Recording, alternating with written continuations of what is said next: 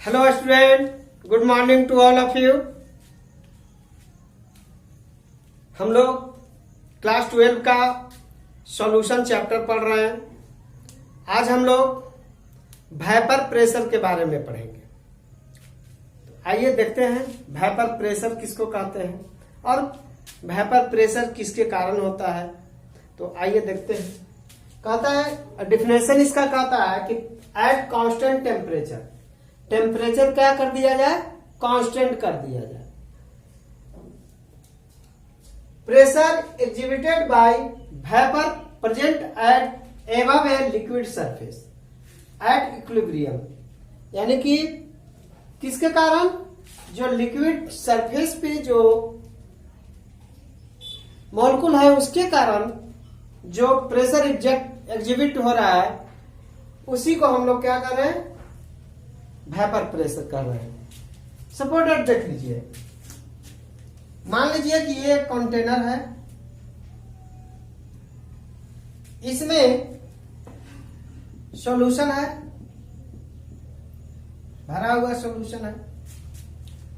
अब जो है इसको हम क्या कर रहे हैं, हीट दे रहे हैं। इसको जो है हम लोग हीट दे रहे हैं। अब जब हीट दे रहे हैं तो ये जो है इसका सरफेस है। मॉलिक्यूल क्या हो रहा है, नीचे से ऊपर जा रहा है, नीचे से ऊपर जा रहा है। तो जो मॉलिक्यूल नीचे से ऊपर जा रहे हैं जरूर उसमें कोई ना कोई एनर्जी है, वो ज्यादा ताकतवर है, तभी तो इसको हटा करके और क्या हो रहे हैं, ऊपर चले जा रहे हैं। और जब ऊपर जा रहे हैं तो वो क्या हो रहा है, इवापोरेट हो रहे हैं, ठीक ना। तो जो वेपर जो एराइज होता है वो किसके कारण होता है, इस सरफेस वाले मॉलिक्यूल जो है इन्हीं का क्या होता है, इवापोरेशन होता है। सरफेस वाले मॉलिक्यूल का क्या होता है, इवापोरेशन होता है ना। अब जो है मॉलिक्यूल यहां पे, इस मॉलिक्यूल को हम लोग कह रहे हैं सरफेस मॉलिक्यूल, और इस मॉलिक्यूल को हम लोग कहेंगे बल्क मॉलिक्यूल। तो किनका जो है इवापोरेशन हो रहा है, इवापोरेशन हो रहा है किनका, सरफेस मॉलिक्यूल का। अब जो है सरफेस मॉलिक्यूल का इवापोरेशन हो रहा है, उनके पीछे दो कारण हो सकते हैं। पहला, ये जो ऊपर जो मॉलिक्यूल आ गए इनके अट्रैक्शन फोर्स लेस होता है। आप कहिए कि कैसे होता है। सपोर्टेड मान लीजिए ये मॉलिक्यूल्स है,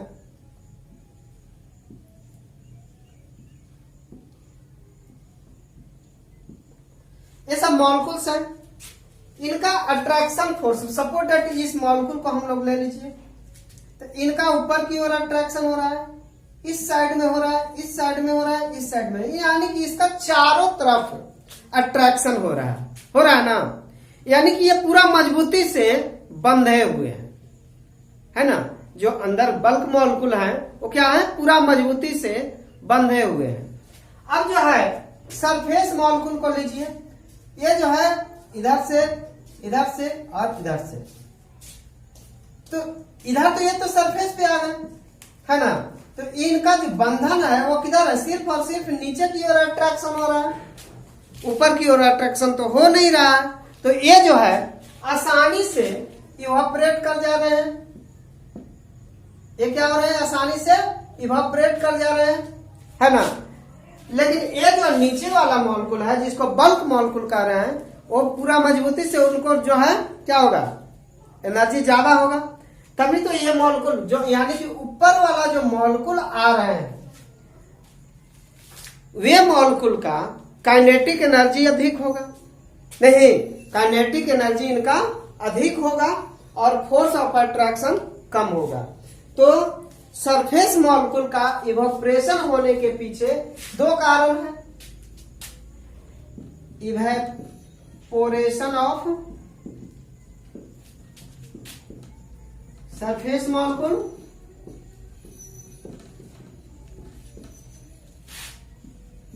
ड्यू टू पहला अट्रैक्शन फोर्स क्या है उनका, लेस है, अट्रैक्शन फोर्स लेस है, और दूसरा है काइनेटिक एनर्जी इनका क्या है, हाई। अब तो इवापोरेशन आप समझ लिए होंगे, है ना। अब जो ये तो है ओपन कंटेनर है, ये तो इवापोरेट कर रहे हैं, ऊपर चले जा रहे हैं, ये तो प्रेशर लगा नहीं रहे हैं, नीचे लगा रहे हैं, नहीं लगा रहे हैं। अब देखिए, अब कंटेनर जो है क्लॉज ले लेते हैं,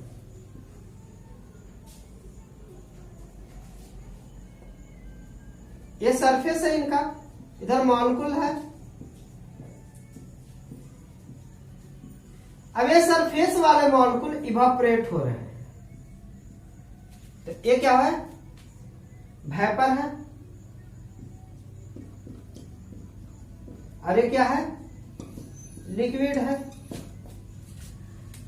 अब जो है वेपर जो है ऊपर से नीचे की ओर प्रेशर लगा रहे हैं, या नीचे से ऊपर की ओर प्रेशर लगा रहे हैं। और ये प्रेशर कहां लग रहा है, ये सरफेस पे लग रहा है, ये जो लिक्विड का सरफेस है, इस सरफेस पे प्रेशर लग रहा है। तो इसी प्रेशर को हम लोग क्या कहते हैं, वेपर प्रेशर, ठीक ना। इसी सरफेस को हम लोग क्या कहते, इसी सरफेस पे जो लगने वाला प्रेशर है उसी को हम लोग क्या कहते हैं, वेपर प्रेशर। तो डिफिनेशन हमारा क्या आ रहा है कि एट कांस्टेंट टेम्परेचर, टेम्परेचर क्या हो, कांस्टेंट हो, pressure exhibit bye vapour, pressure किसके द्वारा लग रहा है, वेपर के द्वारा, है ना। एवं a liquid surface at equilibrium, है ना। एट इक्विलिब्रियम का मतलब कि प्रेशर लग रहा है किसके द्वारा, लिक्विड के द्वारा भी, है ना। तो एट इक्विलिब्रियम, इक्विलिब्रियम में, तो उसको हम लोग क्या कर रहे हैं, वेपर प्रेशर। तो यहाँ पे जो इस सरफेस पे जो प्रेशर लग रहा है उसी को हम लोग क्या कर रहे हैं, वेपर प्रेशर, ठीक है। अब इस वेपर प्रेशर को कौन कौन सा फैक्टर है जो प्रभावित कर रहा है, इसको देखना है हम लोग को, है ना।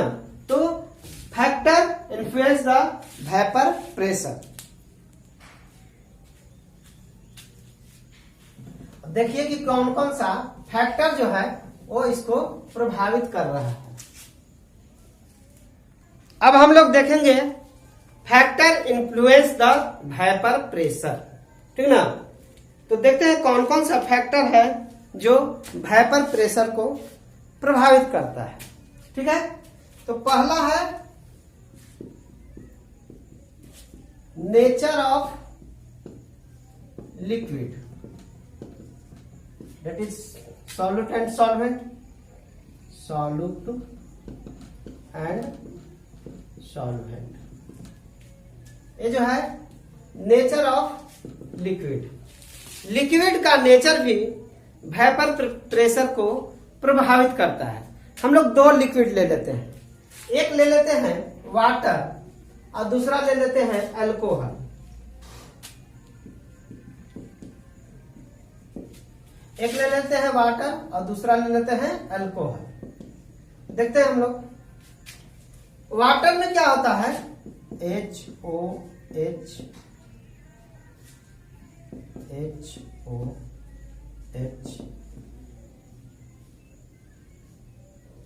अब देखिए यहां जो बन रहा है बॉन्ड, हाइड्रोजन बॉन्ड यहां बन रहा है और यहां बन रहा है, ठीक ना। फिर कहां बना,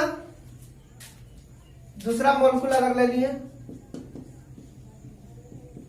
तो यहां बना, यहां बना।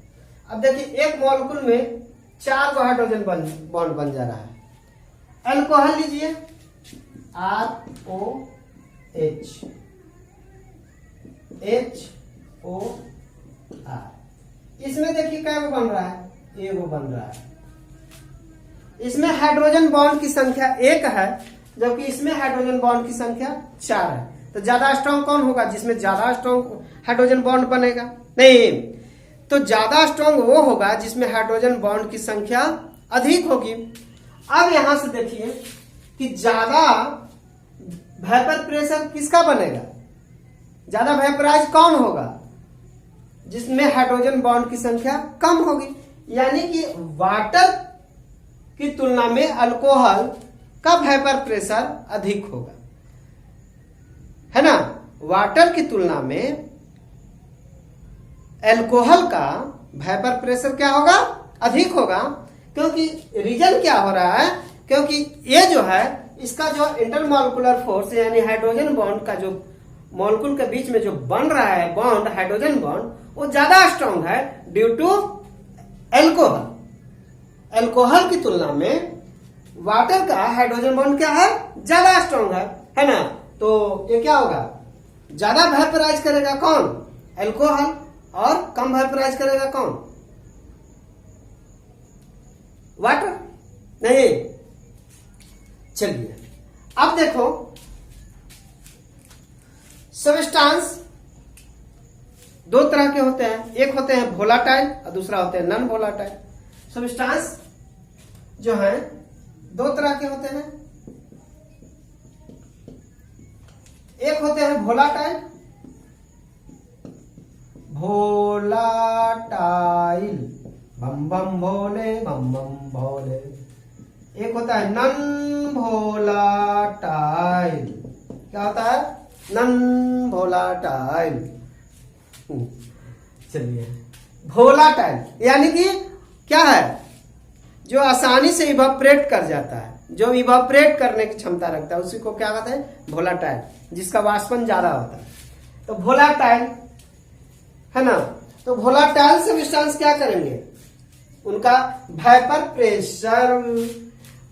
प्रेशर क्या होगा, उनका नॉट इक्वल टू 0। इनका वेपर प्रेशर जो होगा नॉट इक्वल टू 0 होगा, है ना। वेपर प्रेशर इनका क्या होगा, नॉट इक्वल टू 0 होगा। एज फॉर एग्जाम्पल में क्या लिखेंगे, वाटर लिख सकते हैं, अल्कोहल लिख सकते हैं, बेंजीन लिख सकते हैं, है ना। ये सब क्या है, वोलाटाइल होता है। और नॉन वोलाटाइल, इनका वेपर प्रेशर जो होगा इक्वल टू 0 होगा। इनका वेपर प्रेशर क्या होगा, 0, यानी कि ये वेपोराइज नहीं करेंगे। एज फॉर एग्जाम्पल में लिख सकते हैं हम लोग, क्या लिख सकते हैं, यूरिया लिख सकते हैं, शुगर, है ना, यूरिया, शुगर, ये सब लिख सकते हैं। सुक्रोज लिख सकते हैं, सुक्रोज भी लिख दीजिए, सुक्रोज etc। तो ये सब सब्सटेंस जो है नॉन वोलाटाइल हो गए, जिनका वेपर प्रेशर क्या हो गया, 0, और वोलाटाइल जिनका वेपर प्रेशर क्या होगा, नॉट इक्वल टू 0 होगा। तो हो गया वाटर, अल्कोहल एंड बेंजीन हो गए, है ना। चलिए अब देखते हैं, दूसरा फैक्टर है टेम्परेचर। दूसरा फैक्टर क्या है, टेम्परेचर। दूसरा फैक्टर है टेम्परेचर। टेम्परेचर, अब देखिए, टेम्परेचर बढ़ेगा तो क्या होगा, तो काइनेटिक एनर्जी बढ़ेगी, और काइनेटिक एनर्जी बढ़ेगी तो क्या होगा, काइनेटिक एनर्जी बढ़ेगी तो वेपराइजेशन अधिक होगा, नहीं, यानी कि टेम्परेचर इंक्रीज करेगा, टेम्परेचर क्या होगा, इंक्रीज, तो काइनेटिक एनर्जी क्या हो जाएंगे, इंक्रीज कर जाएंगे, तो वेपर प्रेशर भी क्या हो जाएंगे, इंक्रीज कर जाएंगे, ठीक है ना। चलिए अब जो है तीसरा है फैक्टर, वो है shape and size of container. तो shape and size of container पे वेपर प्रेशर डिपेंड नहीं करता है। Shape and size of container, shape of and size of container, तो vapour pressure not depends on on shape and size of container. बहुत important point है ना। चलिए, अगर हमारे पास दिया हुआ है अल्कोहल दिया हुआ है, इथाइल अल्कोहल दिया हुआ है, वाटर दिया हुआ है, तो वेपर प्रेशर किसका अधिक होगा? तो देखिए,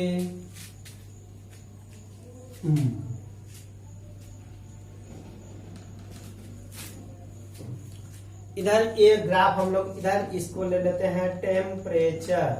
इधर टेम्परेचर बढ़ रहा है और इधर वेपर प्रेशर है।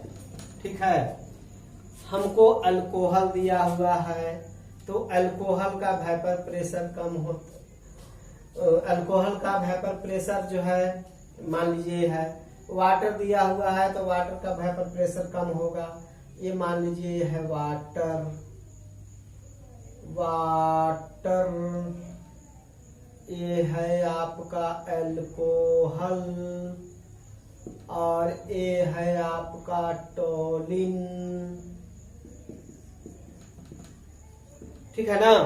क्यों भाई? वेपर प्रेशर टोलिन का अधिक होगा क्योंकि उसमें हाइड्रोजन बॉन्ड नहीं बनते हैं। उससे कम होगा अल्कोहल का क्योंकि उसमें हाइड्रोजन बॉन्ड बनते हैं। और सबसे कम होगा वाटर का क्योंकि उसमें हाइड्रोजन बॉन्ड सबसे अधिक बनते हैं। आ गया समझ में? तो इस तरह से जिसका जिसका क्या होंगे बॉन्ड जो है हाइड्रोजन बॉन्ड जिसमें अधिक होंगे, यानी कि नेचर ऑफ बॉन्ड जो स्ट्रॉन्ग बॉन्डेड होंगे उनका वेपर प्रेशर क्या होंगे? कम होंगे, और जो वीक बॉन्डेड होंगे उनका वेपर प्रेशर क्या होंगे? अधिक होंगे। क्लियर? चलिए, अब हम लोग आते हैं vapour pressure of liquid solution. हम लोग को दोनों क्या है? लिक्विड होना चाहिए, यानी कि सॉलिड भी लिक्विड और सॉल्वेंट भी लिक्विड। चलिए आते हैं हम लोग अब रॉल्स लॉ देखते हैं। रॉल्स लॉ कहता है कि एट कांस्टेंट टेम्परेचर,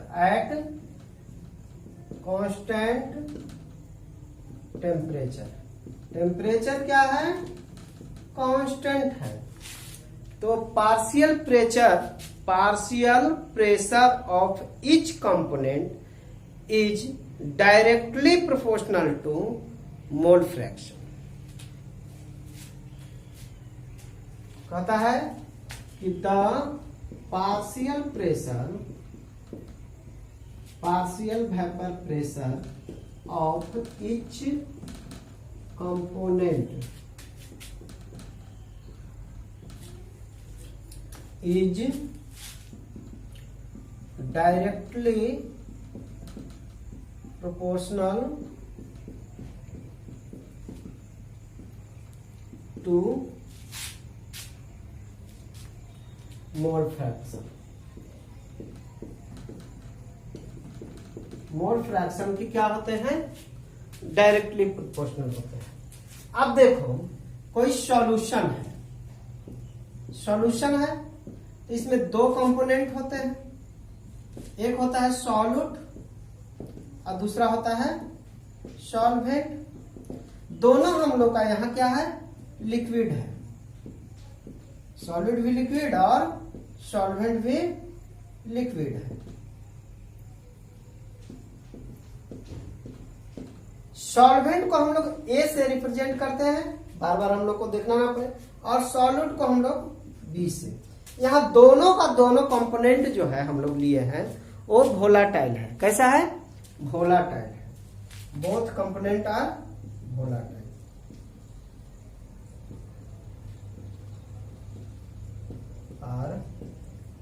वोलाटाइल बोल।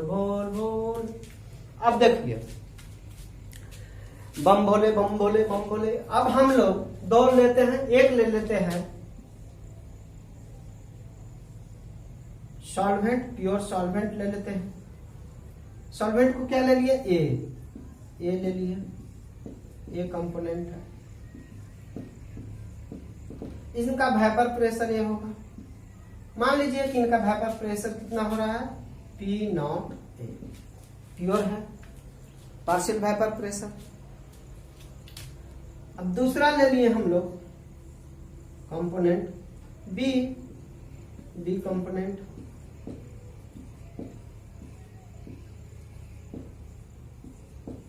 इनका वेपर प्रेशर बनेगा तो इनका पार्शियल वेपर प्रेशर जो आ जाएगा पी नॉट बी आ जाएगा। अब दोनों को ऐड कर लिए, दोनों को क्या कर लिए, ऐड कर लिए, तो क्या बनेगा, सॉल्यूशन जो बनेगा वो बनेगा ए और बी का सॉल्यूशन, ए बी है ना, ए बी।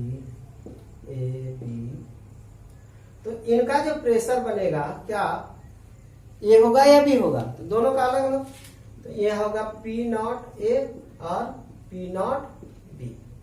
अब जो है अकॉर्डिंग टू डिफिनेशन मेरा कह रहा है रॉल्स लॉ का कि अगर टेम्परेचर को कांस्टेंट कर दिया जाए तो पार्शियल प्रेशर जो होता है वो डायरेक्टली प्रोपोर्शनल होता है मोल फ्रैक्शन का। यहां देखिए इसका partial pressure of A is directly proportional to mole fraction of A component. इसमें एक्स मोल है, मोल फ्रैक्शन, अगर मोल फ्रैक्शन नहीं समझ में आता है तो आप लोग impression tutorial mole fraction type कीजिएगा यूट्यूब में, आप लोग को समझ में आ जाएगा मोल फ्रैक्शन इम्प्रेशन ट्यूटोरियल, ठीक है, आसानी से समझ में आ जाएगा। अब यहाँ पे क्या हो जाएगा, P B not directly proportional to X B mole fraction of B. अब यहाँ टोटल प्रेशर क्या हो जाएगा सॉल्यूशन का, P T equal to P A plus P B. कौन कहता है, डाल्टन साहब, है ना। अब यहां देखिए इसको हटाएंगे, P A equal to K into X A, यहां क्या है, के कांस्टेंट है। If X A equal to 1 for pure liquid के लिए, किसके लिए होता है, प्योर लिक्विड, प्योर लिक्विड के लिए मोल फ्रैक्शन का वैल्यू 1 आता है। तो इसका वैल्यू पुट करेंगे इसमें, P A equal to K into 1, तो के बराबर जो आया उसको हम लोग पी नॉट मान लिए, पी नॉट ए। अब इसका वैल्यू इसमें पुट करते हैं, ठीक ना, इसका वैल्यू इसमें पुट करते हैं, तो क्या हो जाएगा, P A equal to P not A into X A, ये इक्वेशन फर्स्ट। ठीक इसी प्रकार यहां भी मिल जाएगा, पी बी इक्वल टू क्या हो जाएगा, P not B into X B mole fraction of B, ये इक्वेशन 2। अब टोटल प्रेशर कितना मिल जाएगा, P T equal to P A plus P B होगा। अब देखिए यहां से तो P T equal to P, यहां से देखिए पी ए का वैल्यू रख देते हैं, इसमें कितना आ जाएगा, P not A X A plus P not B X B, ये इक्वेशन मिल गया आपका 3, ठीक है। अब आगे देखिए,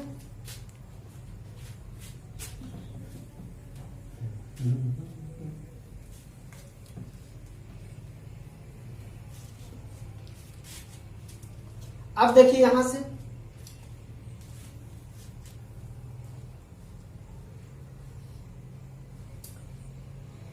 हम लोग जानते हैं X A plus X B equal to 1, पता है ना, X A plus X B equal to कितना आ जाता है 1, तो एक्स ए बराबर कितना होता है 1 माइनस एक्स बी। अब इस एक्स ए का वैल्यू इक्वेशन 3 में रखते हैं, तो यहां देखिए पी टी इक्वल टू क्या हो जाएगा, P not A 1 minus X A mole fraction of A plus P not B mole fraction of B हो जाएगा। चलिए अब पी टी इक्वल टू क्या हो जाएगा, यहां देखिए पी नॉट ए 1 से माइनस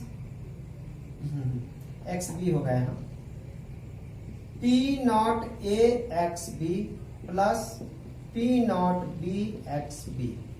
अब देखिए दोनों में मोल फ्रैक्शन समान है, तो क्या हो जाएगा, P T equal to P not A minus P not A plus P not B into X B. चलिए ये इक्वेशन। तो अब हम लोग ने देखा क्या, रॉल्स लॉ के अनुसार कि टोटल प्रेशर जो है किस पे डिपेंड करता है, एक ही मॉलिक्यूल के मोल फ्रैक्शन पे, नहीं एक ही मॉलिक्यूल के मोल फ्रैक्शन पे total pressure depend on mole fraction of solute. यहां से मेरा यानी क्या निकल रहा है, total pressure depends on mole fraction of solute. ठीक है, चलिए बहुत बहुत धन्यवाद आप लोग को पूरा वीडियो देखने के लिए। इसी तरह से आप लोग मेरा पूरा वीडियो देखिए और अपने दोस्तों को शेयर कीजिए, लाइक सब्सक्राइब कीजिए और कमेंट कीजिए। धन्यवाद।